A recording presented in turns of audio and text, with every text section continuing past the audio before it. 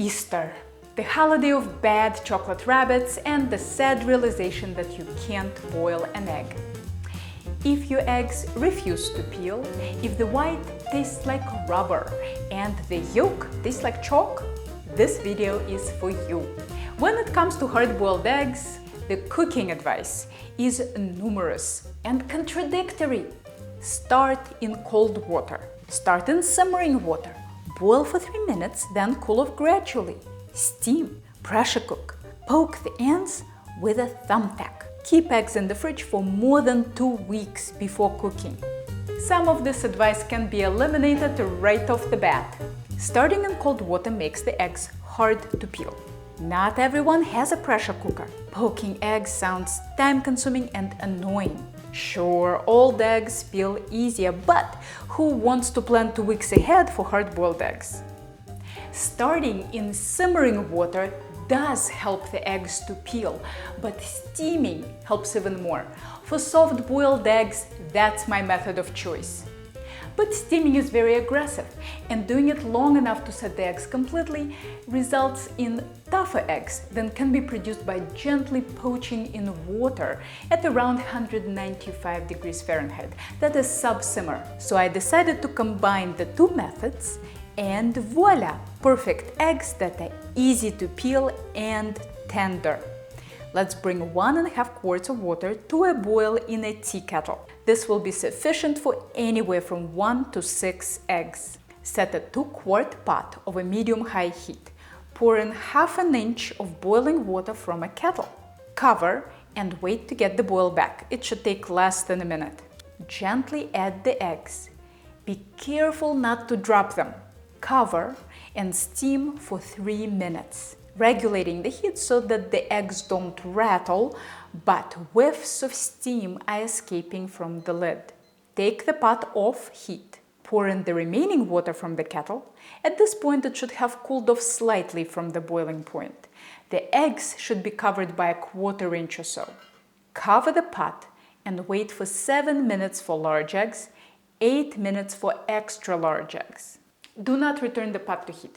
The water in the kettle will be plenty hot to cook your eggs.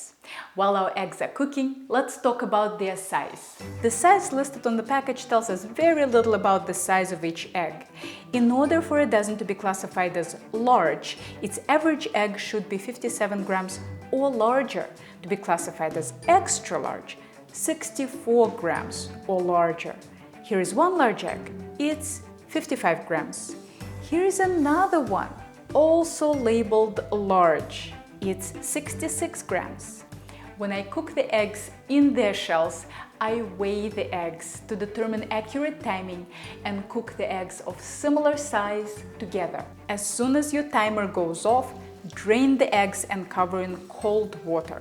I suggest you change the cold water once to ensure the eggs cool off rapidly. Let cool at least 7 minutes. Tap the eggs on a hard surface gently and evenly all over.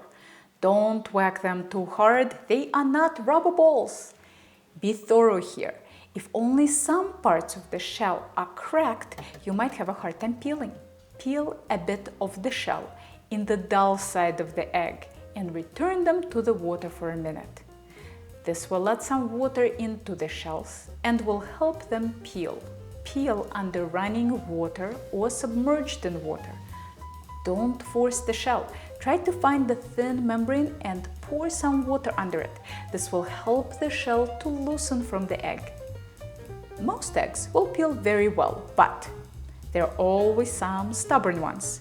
If you get one of those, try scooping them out of the shell with a soup spoon. They won't be smooth, but at least they'll come out in one piece. My first one was a bit stubborn, but the second one slipped out very nicely. Eggs are like that. No two are alike. And voila, a perfect egg. Some of my students get confused by the fact that the yolk is not pale yellow.